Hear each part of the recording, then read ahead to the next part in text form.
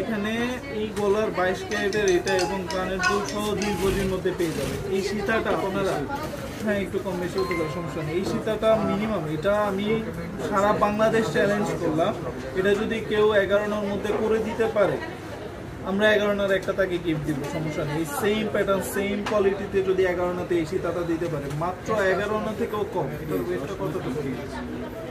এটার ওয়েটটা আছে 10 আনা 4 রুটি 1 পয়েন্ট, মাত্র 10 আনা 4 রুটি 1 পয়েন্ট আপনারা এই সীতাটা পাবেন। এটার প্রাইসটা একটু আলাদা বলে দিন। 10 আনা 4 রুটি 1 পয়েন্ট 21 কেডিএম হলমার্ক সহ পেয়ে যাবেন। এটার প্রাইসটা